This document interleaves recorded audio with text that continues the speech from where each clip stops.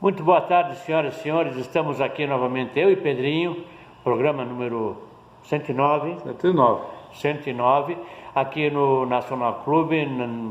O anterior a gente fez na outra ala da biblioteca, estamos numa outra ala, porque aqui sempre é tão bonito que a gente resolveu fazer aqui.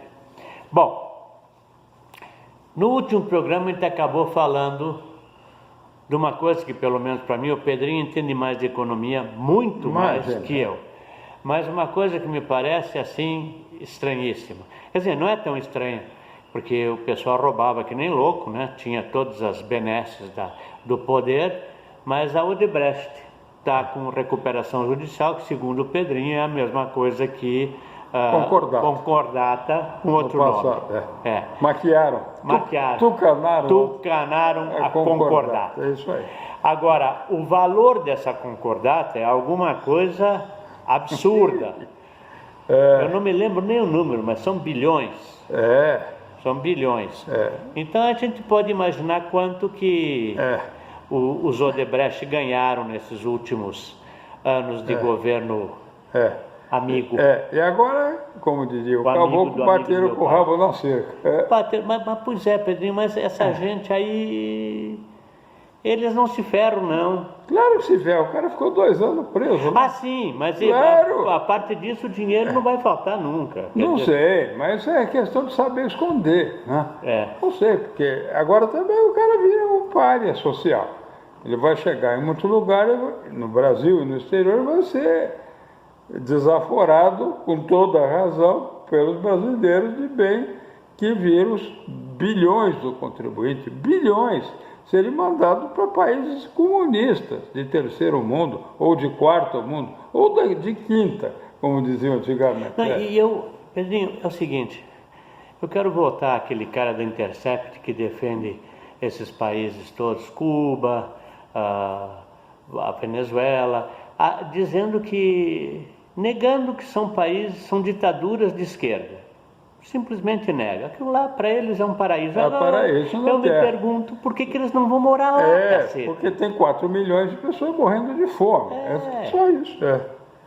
Enfim, isso 30, 40 anos atrás, o Woody Allen fez um filme chamado Bananas, exatamente. E é isso aí mesmo, ele chama Bananas Republic, porque a General Foods, na época, comprava todas as produções de frutas, principalmente na América Central. Ali tinha a Chiquita Banana, que é uma banana fantástica que vem da América Central, e você encontra nos Estados Unidos, é o único lugar que você encontra banana com logotipo, as bananas todas vêm com um selinho, a Chiquita Banana. São excelentes, diga-se de passagem. Então é isso, quer dizer... Nesse filme, desculpa, é que eu me lembrei agora, e só para ilustrar um pouco o programa, se vocês não viram, tentem assistir, chama Bananas, é do Woody Allen. Esse filme tem um momento em que ele está numa republiqueta dessa e tem uma espécie de um clone do Fidel Castro nessa república, e ele vai almoçar no palácio do presidente, você lembra disso? No final do almoço, ele é visto como um americano, um tipo desse cara do Intercept, um americano que é a favor do que está acontecendo no país, porque tem interesse, então ele vai almoçar no palácio do presidente, né? E quando ele vai almoçar no palácio, acaba de jantar, vem um garçom e traz a conta. Para ele. Folgado, vai lá comer. Para ele, exatamente, traz a conta. E ele discute, mas quem comeu isso, quem comeu aquilo, é maravilhoso, essa cena é maravilhosa. Exatamente. Mas tudo é tragicômico, se a gente for pensar, né?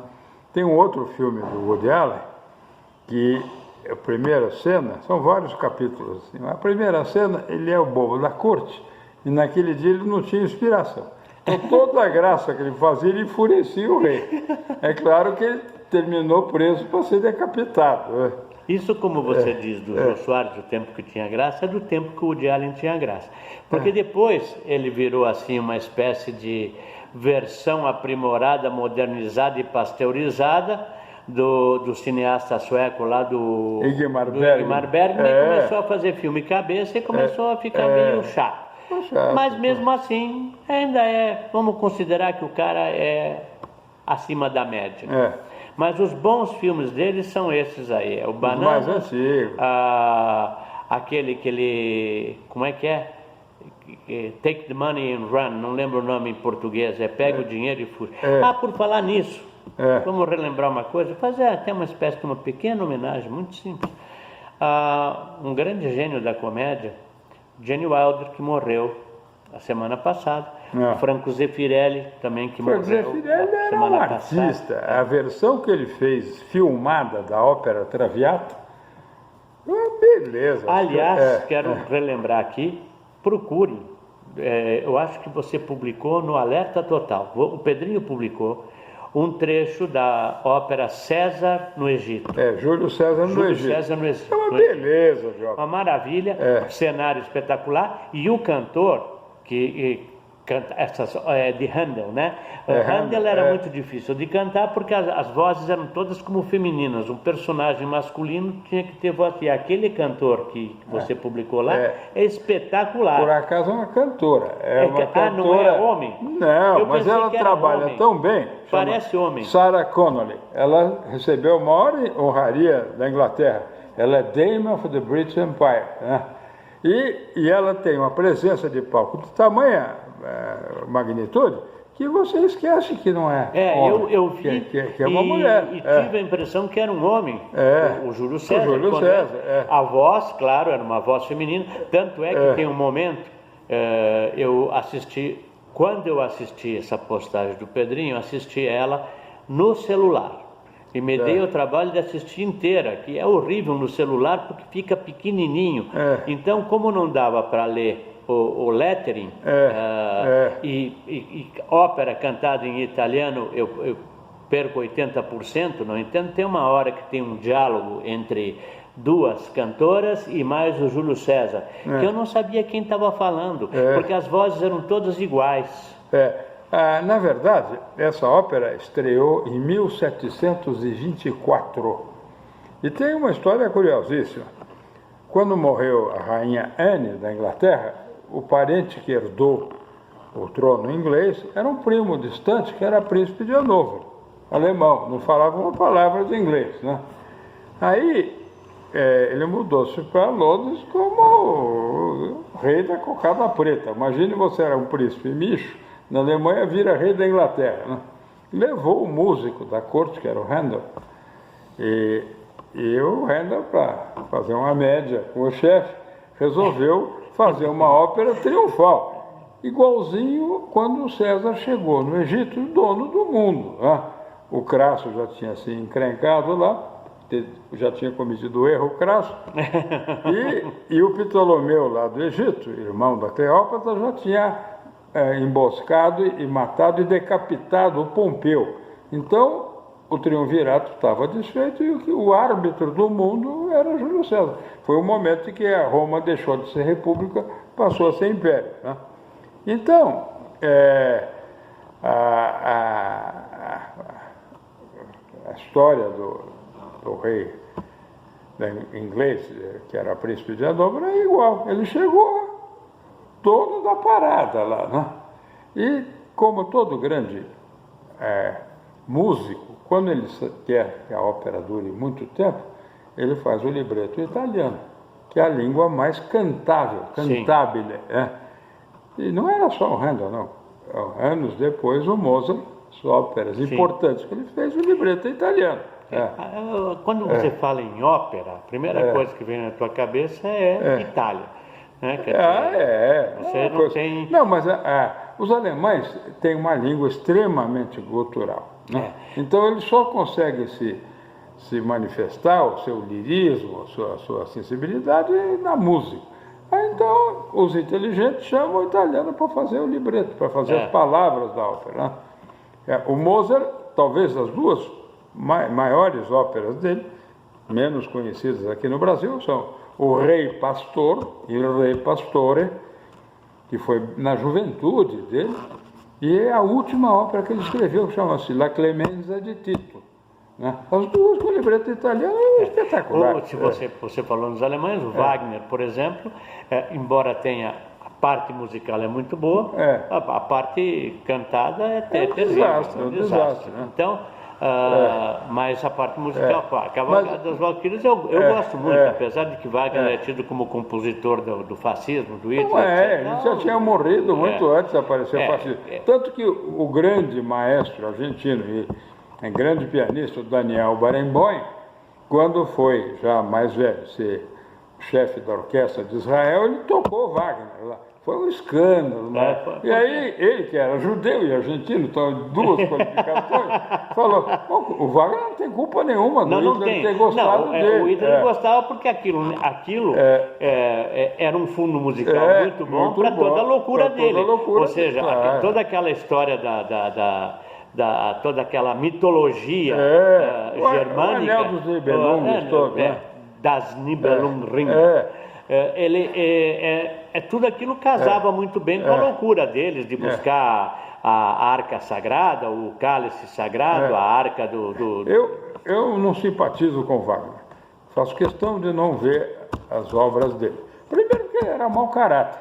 Traiu o amigo que sempre deu sustento para ele, o von Bülow, né?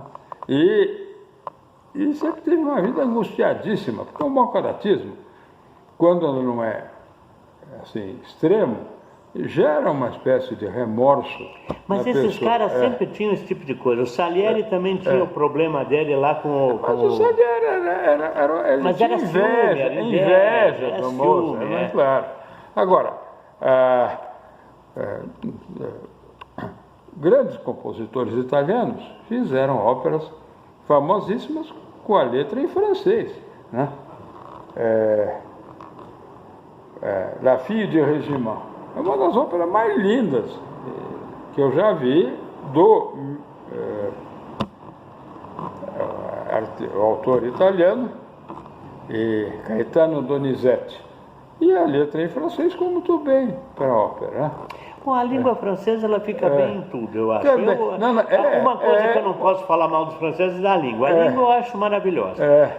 A língua, ela é sonora, ela é bonita, ela é agradável, é a língua do amor. Eu acho que você passar uma cantada numa mulher em francês é diferente. Não sei. O italiano também, né? Só que o italiano... Ele grita muito, o francês é mais... não sei só se grita muito, e o pessoal fala italiano... Eram 5 ou 6 países importantes, independentes, que um dia se juntaram na marra. Então, havia uma rivalidade regional muito maior do que essa nossa rivalidade fictícia aqui entre São Paulo e Rio, o Sul Maravilha e o Nordeste, etc. Lá não, lá... E lá, para complicar a coisa, o Papa tinha poder temporal, né? Só em 1870 que o rei... da Casa de Saboia, conseguiu romper as muralhas de Roma, essas mesmas muralhas que o Papa não quer que consiga hoje. Ele não quer que o Trump construa muralhas porque ele acha que muralhas separam as pessoas. Exatamente. O Vaticano é cercado por muralhas. Na época, Roma toda.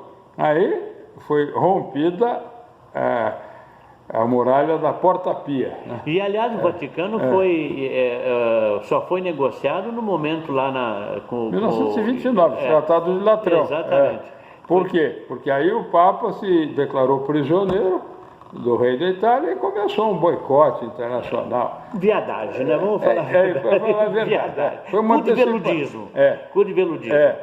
Tudo uma antecipação do problema dos pedófilos. 100 anos depois, exatamente. Então, mas e agora... Chega mais para cá, Pedrinho, você está escapando e agora, da cama. Tem um amigo meu que, sei lá, tem antipatia pelo atual Papa Francisco, né? E começa a dizer barbaridades contra ele, algumas com fundamento. Eu que não tenho procuração para defender o Papa Francisco, falo, não, você tem que dar um desconto, ele é argentino. Não bastasse ser jesuíta, onde os inocentes pagam pelos pecadores. Graças a Deus, meu pai, essa maldade não fez.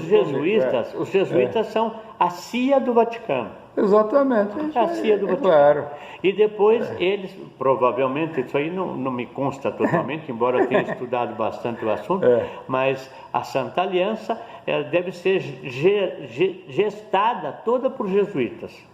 E a Santa Aliança é a CIA do Vaticano. Eles andam armados com bereta. Tem um livro... Tem direito para matar. Tem um livro do Eric Fratini, nasceu no Peru, mas não sei se é de família italiana, que por acaso nasceu no Peru, ou porque gato que nasce no forno não é biscoito. Sim, né? Ou se ele é peruano mesmo, enfim, tanto faz. Ele escreveu um livro sobre a Santa Aliança, que eu conheço 2 edições, uma em língua espanhola e outra em língua portuguesa. Então, quem se interessar pode entrar na Amazon, Eric, com C mudo, Fratini, vai achar o livro altamente explicativo. Bom, enfim, e o nosso queridíssimo aqui escreveu um livro que se passa dentro do Vaticano, espetacular, que ainda está inédito e por grande gentileza dele já tive a honra e o privilégio de ler. Se Deus quiser, na sequência, vocês estão todos convidados, eu vou avisar com o tempo, para o lançamento do meu livro Histórias Flutuantes, que é um livro, uma espécie de uma biografia precoce de um período da minha vida, 8 dias da minha vida no Rio São Francisco. Vocês estão todos convidados, mas eu vou avisar com o tempo. O livro ainda está sendo gestado na editora e quando tiver, o lançamento vai ser aqui no Nacional, estão todos convidados. Pedrinho, obrigado por falar do meu livro, porque meu livro, na sequência, ele não é exatamente o próximo, mas não esse, nem o próximo, o terceiro a ser lançado. E o Elton já tem uns 8 livros publicados, inclusive um livro infantil que eu comprei para dar para minha neta, chama Cor da Zebra. E aí eu mudei um pouco a história para ficar mais engraçado, dizendo que os homens são sempre como a pulga na zebra. Ora estão na lista branca, ora estão na lista negra. É isso aí. E esse A Cor da Zebra é um livro que eu fiz pensando em que as crianças percebessem que as cores das pessoas, os credos, ou seja o que for, não interessa. Uma pessoa é uma pessoa e se você gostar dela, está tudo bem. Mas esse livro, é claro, como eu não pertenço à matilha, à quadrilha dos ladrões, sempre foi boicotado, nunca foi para nenhuma escola. Uma pena. Vai para a escola, livro para ensinar práticas equitópicas para crianças de ter idade. Exatamente. É isso aí. Bom, com isso terminamos esse programa que foi assim, suave. Falamos muito de ópera, que o Pedrinho é um conhecedor. Eu sou apenas um... arranho. Absoluta. Antes de terminar, importante, procurem no Alerta Total, www.alertatotal.net, vocês procurem, está no artigo recente. Mas você entra direto no YouTube e põe lá, Vá Tácito e Nascosto, que é o trecho mais bonito dessa ópera Júlio César no Egito, de 3 minutos e pouco. E a produção foi no grande festival da Inglaterra de Gladstone. Fantástico, fantástico. Começa com os navios chegando, montaram um negócio muito inteligente. Uma das montagens mais lindas que eu já vi. Aí desembarcando no porto e o cenário sempre no palco vai se transformando, é muito legal. Vocês têm que ver. Muito bom. Então, obrigado por estarem com a gente, compartilhem, cliquem, participem, mordam, xinguem, continuem escrevendo e a gente, na medida do possível, vai respondendo. E na hora que quiserem vir aqui dizer alguma coisa ao vivo e a cor, estamos aqui. O canal está aberto. Um abraço e um beijo a todos. Tchau.